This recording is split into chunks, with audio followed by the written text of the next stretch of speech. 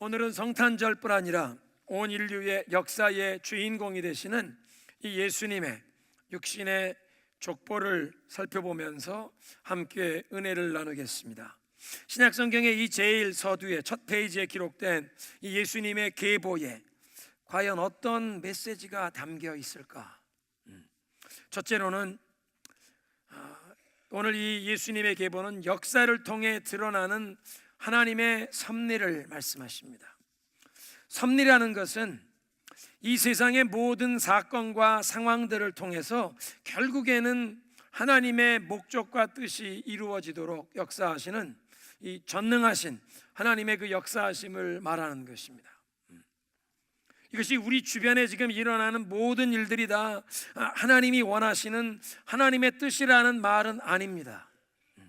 어떤 사건이나 상황은 분명히 하나님께서 기뻐하지 아니하시는 악한 일이고 불의한 일이어서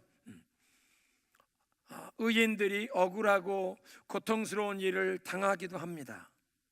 이것은 에덴 동산에서 쫓겨난 모든 아담과 하와의 후손들이 경험하게 되는 비극의 한 결과인데요, 그럼에도 불구하고 하나님께서는 온 우주 만물을 창조하신 창조주가 되실 뿐 아니라 또 온 우주 만물을 지금까지도 다스리시고 주관하고 계신 줄로 믿습니다. 온 우주 만물을 다 보존하시고 지금도 다스리고 계시기에 이 세상에서 일어나는 그 모든 일들을, 크고 작은 모든 일들을 하나님이 보고 계시다는 것입니다.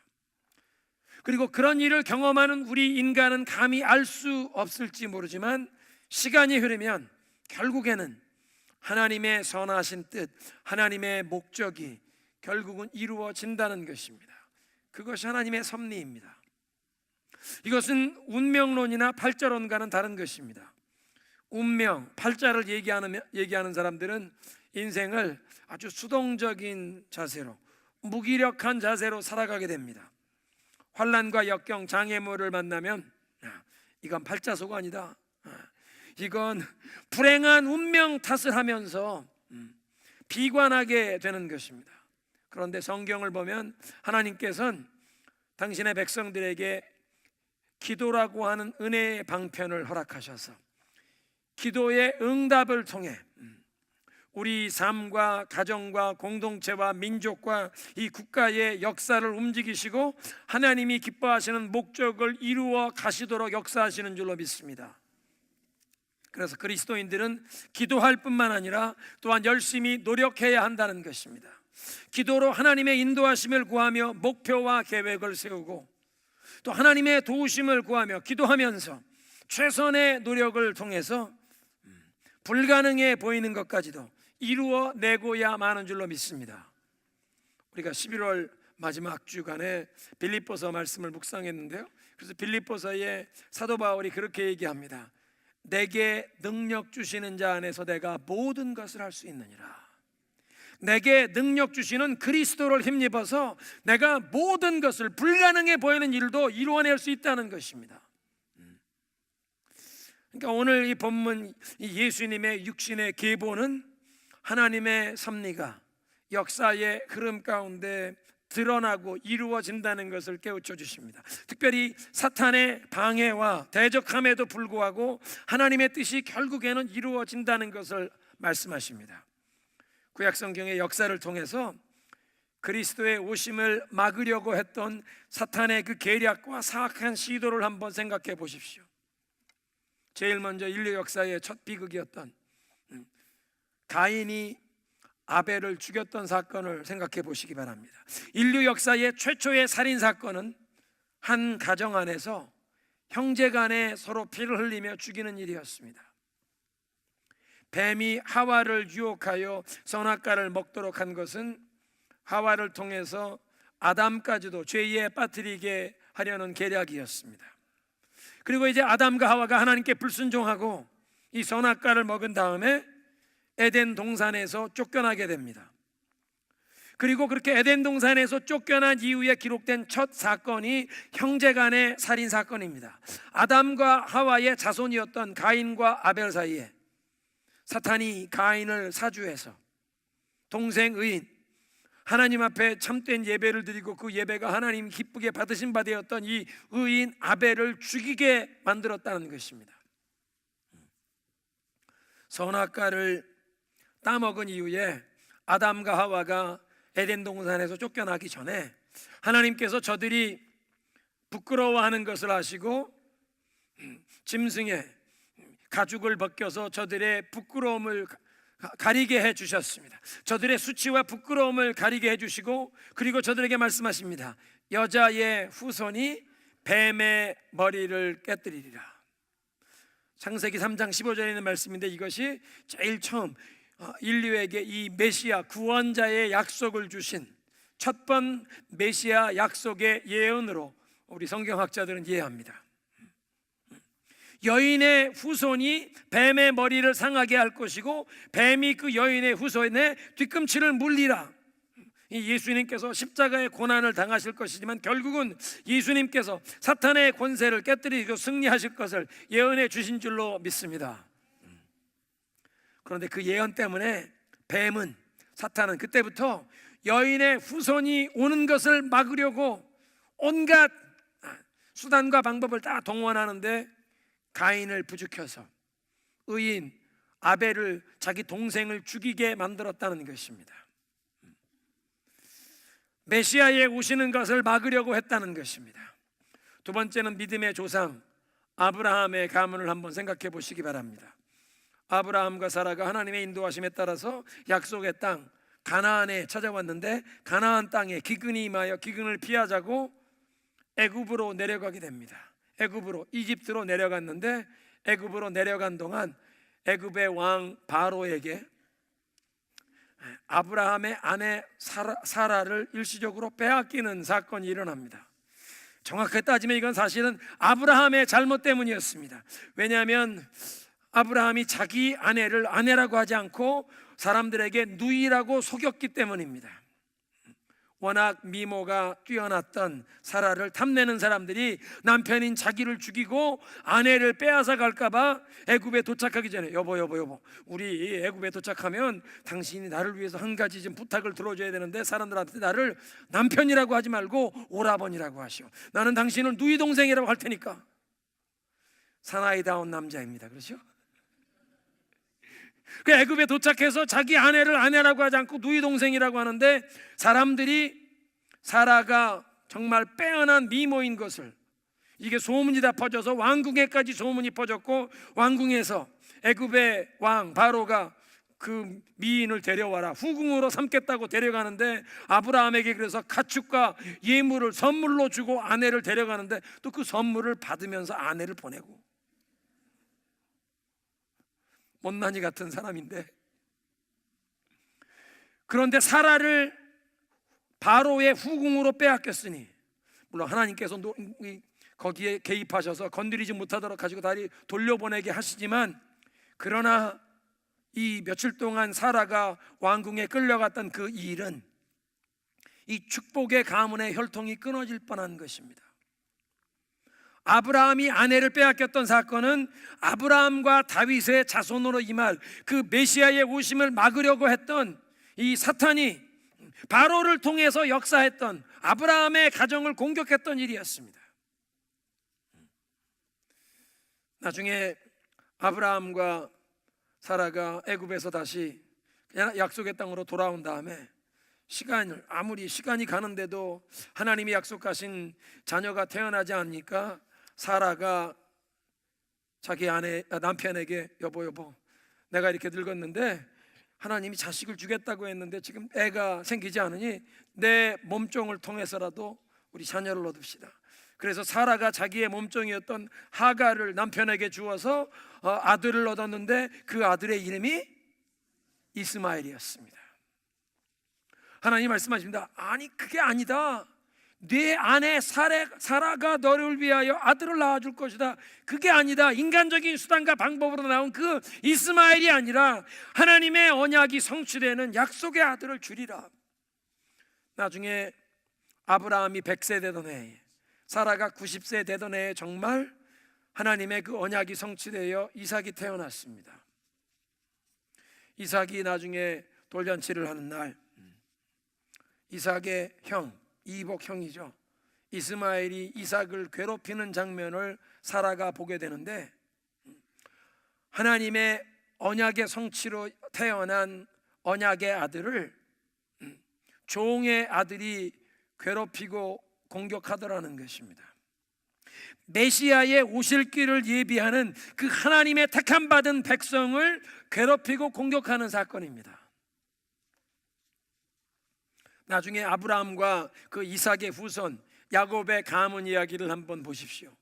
야곱의 후손들이 70명이 애굽으로 내려가게 되었습니다. 그리고 애굽에서 400년을 사는 동안 야곱의 자손 70명이 처음에 내려갔지만 200만의 큰 민족을 이루게 되지 않습니까? 그런데 그 야곱의 후손들이 애굽에서 점점 번성하는 동안 애굽 사람들이 그것을 걱정하게 되고 염려하게 되고, 그래서 애굽의 왕 바로가 이스라엘 백성들을 노예로 부리도록 강제로 부역을 시키고, 그리고 이스라엘 자손들 가운데 이제 자녀를 출산하면 딸을 낳으면 그냥 살려두는데 아들을 낳으면, 사내를 낳으면 나일강에 던져 죽여라, 아주 엄한 명령을 내렸습니다. 겉으로 보면 이스라엘 민족이 이 흥왕해지고 더 부강해지는 것을 막으려는, 어떻게 보면 민족 말살 정책을 하는 아주 잔인한 정책이었지만, 영적으로 보면 메시아의 오심을 막으려고 하던 사탄이 하나님의 택함 받은 백성을 공격하는 것입니다. 그래서 하나님께서 모세를 일으켜서 이스라엘 백성들이 그 바로의 종노릇하던 데서 자유함을 얻게 하시고 약속의 땅을 향해 가게 하시는데, 약속의 땅을 향해 가는 그 이스라엘 민족을 제일 먼저 공격해온 자들이 아말렉입니다. 아말렉 민족이 이스라엘 백성들을, 이 광야길을 가는 이스라엘 백성들을 뒤에서 공격해오는데, 하나님의 언약을 받은 앞으로 메시아가 태어날 그 민족을 아말렉이 공격하는 것, 이게 사탄이 그렇게 사주하여 일으키는 것입니다. 메시아의 오시는 길을 막으려는 시도가 있었다는 것입니다. 출애굽 사건보다 약 700년 뒤에 다윗 왕조의 그 혈통이 완전히 끊어질 뻔했던 그런 시기가 있었습니다. 그 당시에는 이 야곱의 후손 이스라엘 민족이 나라가 둘로 나뉘어 북쪽엔 이스라엘, 남쪽엔 유다라고 부르고, 남쪽 유다는 예루살렘을 수도로 삼고 북쪽 이스라엘은 사마리아를 수도로 삼고, 그런데 그 북왕국 사마리아에 우상을 숭배하는데 열심을 가지고 있었던 아합이라는 왕과 그 아합 왕의 악명 높은 아내 이세벨이라고 하는 왕후가 있었습니다. 그들 사이에 아달랴라고 하는 공주가 있었는데, 이 아달랴가 남쪽 유다의 왕자와 결혼을 하게 됩니다. 그리고 이 아달랴 공주의 남편 요람이 왕이 되었습니다. 여러 해 동안 요람이 왕 노릇하다가 죽은 다음에 그들의 아들 아하시아가 왕위에 오르는데, 즉위한 지 1년 만에 죽습니다. 아달랴가 자기 아들 아하시아가 1년 만에 죽으니까 궁전 안에 있는 이 다윗 자손의 모든 왕자들을 다 죽이고, 자기가 왕후가, 태후가 자기가 여왕이 돼버립니다. 6년간 자기가 예루살렘에서 나라를 다스리게 되는 것입니다. 메시아는 분명 다윗의 후손으로 올 것이라고 예언의 말씀을 주셨는데, 바알신을 열심을 품고 섬기는 아합 왕의 딸이 예루살렘에서 이 유다 왕국을 다스리게 되었다는 것입니다. 메시아의 오심을 막으려고 바알신을 섬기는, 우상 숭배하는 집안의 딸을 사탄이 사용하는 것입니다. 그런데 왕궁에서 그 난리가 난 가운데 다윗 가문의 한 공주가 자기 조카 왕자, 1살 난 어린 조카를 몰래 숨겨서 그 아들을 살려냅니다. 다윗 가문의 혈통이 끊어지지 않게 하는 것입니다. 6년간 숨겨서 키우다가 7살 때 왕위에 오르게 되는 다윗의 8대 후손 요아스 왕입니다. 성경을 차근차근 읽어보면 요즘 우리 한국에서 만드는 사극이나 드라마보다 정말 재미있는 이런 스토리가 많은데, 그러나 그 스토리를 통해서 밝혀지는 것은 결국은 하나님의 뜻과 목적이 성취된다는 것입니다. 하나님의 섭리가 역사 가운데 드러난다는 것입니다. 한번 따라하겠습니다. 하나님의 뜻은 반드시 이루어진다. 이 예수님의 족보 역사를 통해서 하나님의 섭리가 반드시 드러나고 하나님의 뜻이 이루어진다는 것을 깨달으면서, 두 번째로 우리가 또 깨닫게 되는 것은 하나님께서는 신실하게 언약을 지키신다는 것입니다. 매년 새해를 맞이하면 이제 많은 사람들이 신년 목표와 계획을 세우게 됩니다. 사실 우리가 지금 성탄절을 준비하는 시간이지만 성탄절을 준비하는 것뿐만 아니라 한 해를 결산하고 다가올 새해를 기도하며 믿음으로 준비해야 합니다. 올 한 해가 끝나기 전에 여러분 하나님께 기도하십시오. 하나님, 올해가 가기 전에 제 삶 가운데 정리해야 할 것이 있습니까? 청산해야 할 것이 있습니까? 끊어버릴 것이 있습니까? 하나님 깨우쳐 주시옵소서. 청산할 것, 정리할 것, 끊어버릴 것 끊어버리고 새해를 맞이하게 하옵소서. 하나님, 한 해가 가기 전에 하나님 앞에 올해 약속하고 아직 지키지 못한 것, 이행해야 할 것이 있습니까? 믿음의 노력과 수고로 올해가 가기 전에 이루어야 할 것이 있습니까? 하나님 보여주옵소서. 올해가 가기 전에 이루게 하옵소서. 올해가 가기 전에 이 하나님께 약속한 것 이행하게 하옵소서.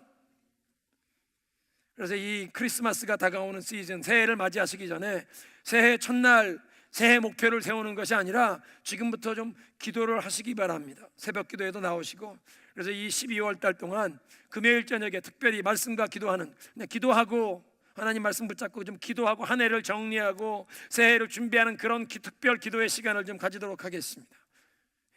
그런데 그렇게 기도하며 신년 목표와 계획을 세워야 합니다. 신년 목표와 계획을 세우다 보면 어떤 분들은 새해는 내가 성경을 한번 통독하리라.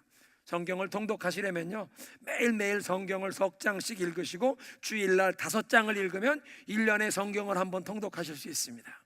하루에 석 장, 주일날 5장, 1년이면 통독이 됩니다. 성경을 통독하시려면 어떤 분들은 전체는 못해도 신약이라도 읽어봐야겠다. 신약 성경 마태복음 1장을 딱 펴면 처음엔 이 족보, 이 발음하기도 어려운 히브리식 이름이 쭉 나오는 것입니다. 그러면 이 족보를 읽으면서, 아니 하나님께서 왜 이렇게 이름만 열거해 두셨나? 이 거룩한 성경책 공간이 아깝게, 난 이거 이름도 이 발음하기 힘드니 왜 이름만 이렇게, 이것보다 더 의미 있고 뭔가 교훈이 될 수 있는 그런 내용을 하나님이 여기에 기록하도록 하실 수 없으셨나? 여러분, 근데 이 예수님의 족보가 발음하기 어려운 히브리식 이름만 열거된 것이 절대 공간 낭비가 아닙니다. 어떤 신학자는 이 족보야말로 구약과 신약의 가장 중요한 신학적인 메시지가 여기에 함축되어 들어가 있는 엑기스처럼 들어가 있는 것이라고 말씀하십니다. 그 이름 하나하나에 그 사람들의 삶의 스토리를 구약 성경에서 우리가 기억하면 이 족보 안에 엄청난 보화가 들어 있습니다. 여러분도 그런 질문 들어보신 적 있습니까? 우리가 한국 사람인데 왜 우리가 남의 민족의 역사를 배워야 하냐? 이 성경 읽어보면 이게 이스라엘 민족의 역사인데 우리는 우리 민족의 역사와 상관은 왜 남의 민족의 역사를 배워야 하느냐? 우리 민족과는 전혀 관계없는 이스라엘 민족의 역사를 우리가 무엇 때문에 배워야 하느냐? 그런 질문을 받으신 적이 있을지 모르겠습니다. 그런데 이 오늘 마태복음 1장에 나오는 이 예수님의 족보는 우리를 지으시고 온 우주 만물을 창조하시고 인류의 역사를 주관하시는, 인류를 다스리시는 하나님께서 그 하나님의 신실하심을 증거하는 역사가 여기에 들어있기에 배워야 합니다. 하나님의 선하신 뜻 가운데 하나님께서 아브라함을 택하시고 아브라함에게 약속하시는데 너를 통하여, 너의 후손을 통하여 온 세상 모든 민족이 복을 받으리라 말씀하셨습니다. 창세기 12장에 기록된 사건입니다. 그리고 그리스도의 족보는 하나님께서 이 수천 년의 유구한 역사의 흐름 가운데 어떻게 그 언약을 신실하게 지키셨는지를 보여주시는 것입니다. 하나님의 언약대로 아브라함의 후손 가운데에서 이제 결국에는 메시아 예수 그리스도께서 태어나셔서 그 예수 그리스도를 통하여 온 인류의 죄사함과 구원과 이 축복이, 하나님의 축복이 임하게 된 줄로 믿습니다. 그러니까 이 예수님의 이 족보, 아브라함과 그 다윗의 자손의 이 이야기는 이스라엘 민족의 역사만이 아니라 온 세상 모든 민족에게 구원과 축복을 주시는 하나님의 그 신실하심이 그 안에 들어있는 것입니다. 그래서 우리 한국 사람만 아니라 온 세계 모든 민족이 듣고 배워야 할 줄로 믿습니다. 그래서 예수님의 족보는 하나님께서 메시아 예언을 주셨던, 그 메시아 예언을 받았던 두 사람 이 이름부터 시작이 되는 것입니다. 아브라함과 다윗의 자손, 예수 그리스도의 세계라. 아브라함에게 말씀하십니다. 너와 네 후손을 통해 온 세상 모든 민족이 복을 받으리라. 아브라함이 그런 축복의 약속을 받았고, 다윗의 후손들 가운데 이 왕권이, 통치권이 떠나지 아니하리라고 말씀하셨습니다. 오늘 우리가 함께 읽었던 이 예배의 부름인데요, 하나님께서 그 자손 중에서 영원히 공평과 정의로 다스리실 왕의 왕이 태어나고 일어날 것을 말씀하시는데, 여호와의 열심히 이것을 이루리라. 그래서 아브라함과 다윗의 자손으로 오신 예수 그리스도의 그 역사는 하나님께서 약속을 지키시는 분이심을 깨우쳐 주시는 줄로 믿습니다. 오늘날 우리에게도 하나님께서 약속을 지키실 줄로 믿습니다. 하나님을 신뢰하고 하나님의 약속을 붙잡으면 결코 실망시키지 아니하실 줄로 믿습니다. 세 번째로, 그리스도의 족보를 통해 우리가 깨달아야 할 것은 하나님 앞에 잊혀지는 인생들, 무의미하게 인생을 낭비한 사람들이 있다는 사실입니다. 오늘 이 아브라함과 다윗의 자손, 특별히 다윗이 왕이었기 때문에 다윗 가문의 그 자손들의 이야기의 이름은 왕들의 이름입니다. 그런데 그 왕들의 이름 가운데 이름이 이 역사에서 빠지는 사람들이 있습니다. 1장 8절에 보니까 아사는 여호사밧을 낳고, 여호사밧은 요람을 낳고, 요람은 우시야를 낳고. 이 여호사밧 유명한 왕입니다. 그런데 이 마태복음 1장 8절을 보면 역사적으로 따지면 정확하지 않습니다. 아니, 성경에 정확하지 않은 것도 있습니까? 열왕기하 11장을 보고 이 역대하 21장 이후를 읽어보면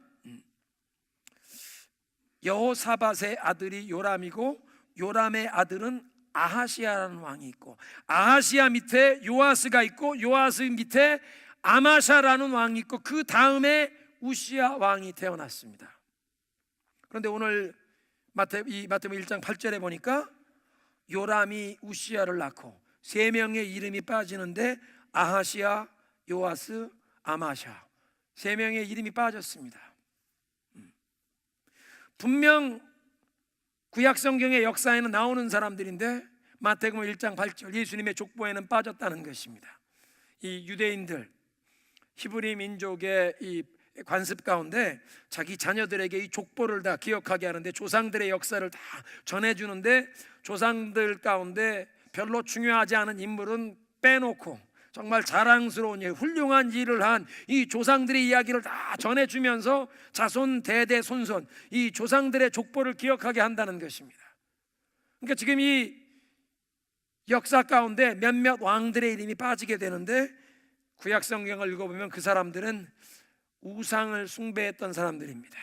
여호와 신앙을 저버리고 우상을 숭배했던 왕들, 어떤 왕은 여러 해 다스렸던 치적도 있는 왕이었습니다. 그런데 하나님 앞에서 그들은 우상을 숭배했던 그런 부끄러운 역사 때문에 그들의 인생은 그냥 잊혀지는 인생, 의미 없는 인생, 무가치한 인생이 되어버렸다는 것입니다. 다른 사람들이 부러워하는 그런 지위와 혈통, 왕족입니다. 권세를 누렸습니다. 부귀영화를 누렸습니다. 그런데 우상을 숭배하여 하나님의 시각으로 보면 기억할 가치도 없는 허무한 인생이 되었다는 것입니다.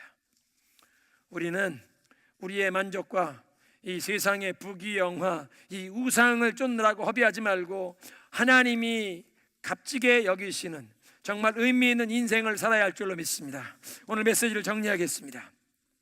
역사를 통해 결국에는 하나님의 절대 주권적인 섭리가 드러나는데, 사탄의 방해와 대적함에도 불구하고 하나님의 뜻이 반드시 이루어진다는 것입니다. 잠시 동안 악인들이 득세하는 것 같고 하나님의 백성들이 환난과 어려움을 겪더라도 결국에는 하나님의 뜻과 계획이 반드시 이루어질 줄로 믿으시기 바랍니다. 그리고 그리스도의 이 족보는 수천 년의 유구한 역사의 흐름을 통해서 하나님께서 그 약속을 지키신 신실한 분이심을 우리에게 깨우쳐 주십니다. 우리의 삶 가운데도 하나님께서는 그 약속을 반드시 지키실 줄로 믿습니다. 그래서 아무리 남 부러워하는 혈통이나 명예와 권세, 부귀 영화를 누려도 하나님을 떠나면 기억할 가치도 없는 허무한 인생이 된 것을 보면서 우리들은 정말 하나님 앞에 충성해야 할 줄로 믿습니다. 그리스도 예수 안에서 우리를 하나님의 사랑받는 자녀가 되게 하셔서 어떤 상황과 여건 가운데도 하나님께서는 우리를 잊지 아니하실 줄로 믿습니다. 우리를 인도하시고 도와주시고 우리의 모든 필요를 채워주시고 우리의 보호자가 되어주시길 원하시는 줄로 믿습니다.